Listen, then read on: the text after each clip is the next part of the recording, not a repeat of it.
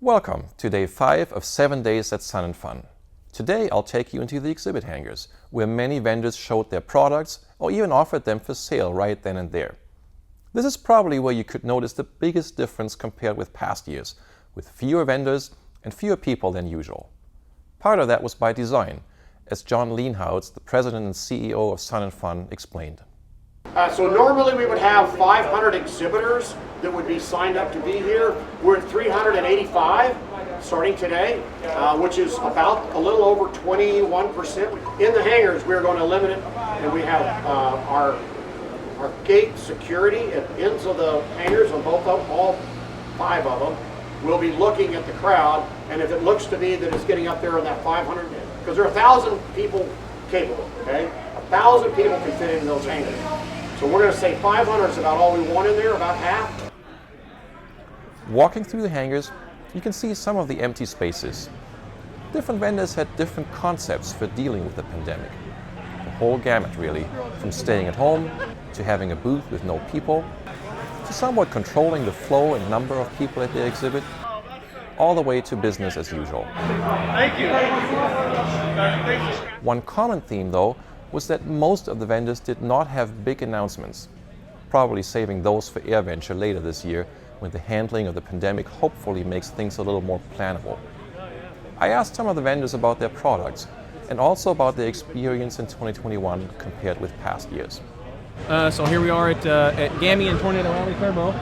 We have a few things to offer and to show you that are not necessarily new, but new to us. We have the Osborne Tip Tank STC, which is something we acquired last year, and we're working on bringing that back into production and getting the PMA for it. Not necessarily new. We have our GAMI spec 550 engine, which we put on Bonanzas in conjunction with our turbo system, but we can also put them on normally aspirated applications. All right, we're here at Sun and Fun. It's nice to be back out in the world. We're showing the full Avidyne stack, including the IFD 550, the IFD 540, the 440. We've got indoor exhibits as well as an outdoor exhibit. So we've got fresh air, a little social distancing. Hi, I'm Eric Albert with Rosen Sun Visor Systems, and we have a few new things to show off this year. We have what we call Universal Arc, which is for a number of kit planes. This is a tube mount and would fit on Kit Fox, Zenith 750 Cruiser. It'll fit on Glasair Sportsman, fit on the Vashon Ranger, and a lot of articulation in this unit. It mounts up on top of the tube, that diagonal tube at the front, and the visor can rotate many different directions, up and down. Over here it can go over to the side, that sort of thing. So this is a nice new system for kit aircraft. And then we have actually some automotive systems. And the automotive systems fit on the OEM visor of an automobile. So here at the Sun and Fun, we've introduced 2 new lights, the Orion 550, which is a derivative of the Orion 500. However, much shorter base. I know that's been an issue in the past with operators, particularly with fabric rudders. The depth of the Orion 500 was too great, so now we have a shorter version. If you're not familiar, the 500 is a tail position light with strobe, and just increases safety. It's incredibly bright. Also, we've introduced the Orion 660, which adds a tail position light. It's a derivative of the Orion 650, which does not have a tail position light. Martin, this is Robert Hamilton. I'm the president here at Dynon Avionics, and we're pleased to be here at Sun and Fun. We're glad the show is going on. It's been not packed, but it's been steady, so a good show for us so far. The last couple of years, we've been really pleased to be able to certify our equipment, and so now we're certified. We can go into just about any single-engine light aircraft, over 600 types and models. What we really pride ourselves on is our user interface. We try to make it so it's intuitive and straightforward on how to fly with our equipment. Concorde has some new approvals for aircraft this year. We have a new Piper Turbine STC for the RG4153 that has been extremely popular, a great power upgrade for about the same price. The SR22T from Cirrus, we also have an approval for that for the new RG2415M, as well as a couple of other approvals. So if you don't get to see us here at Sun and Fun, we look forward to seeing you at Oshkosh in 75 days. Hi, I'm Roxanne with Aviators Hotline, and this is Sherry. We have an aviation magazine that's been around 43 years. It's general aviation. There were also many outdoor exhibits. Some vendors even had space outside and inside, not quite knowing for sure where people would be comfortable this year. As a Bonanza pilot, an outdoor exhibit that caught my eye was a highly upgraded F-33. My name's Phil Tomlinson, Tomlinson Avionics of Florida.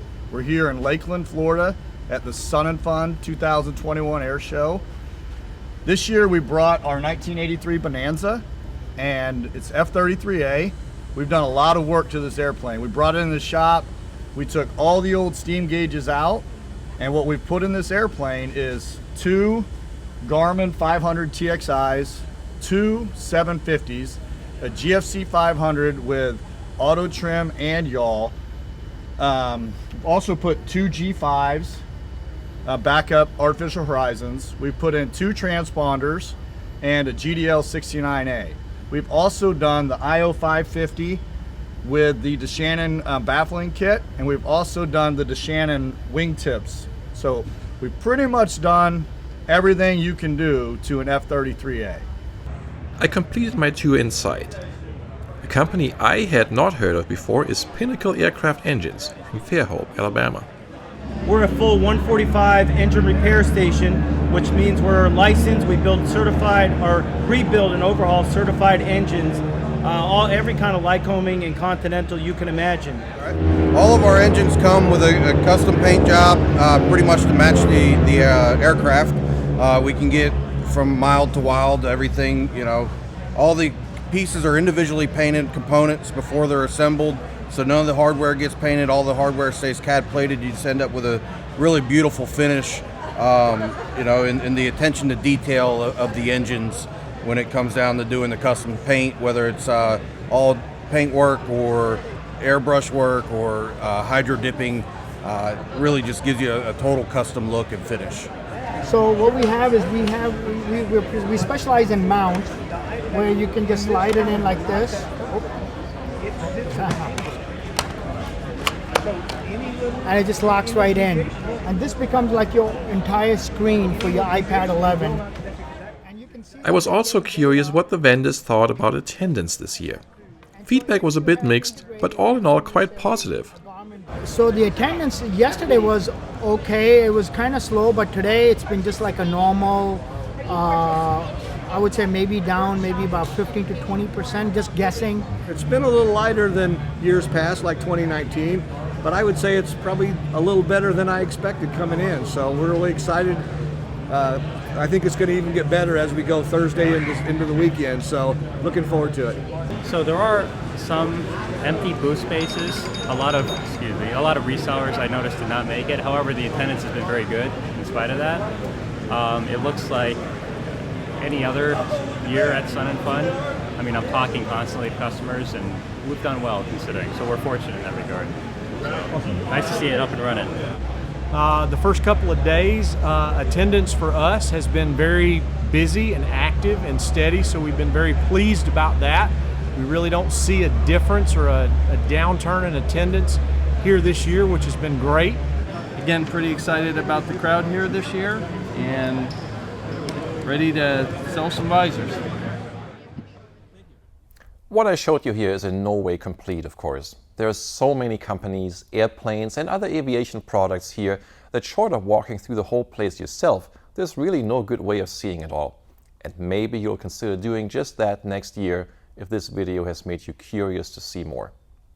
Thank you for watching, and if you enjoyed my summary, please hit like and subscribe here on YouTube. In the next part, we'll take a look at the grass runway in Paradise City and the STOL event hosted there each night, with some really skilled pilots showing off the airplanes and their impressive short takeoff and landing skills. A special thank you to my supporters on Patreon who help make these videos possible. See you all soon in the next video.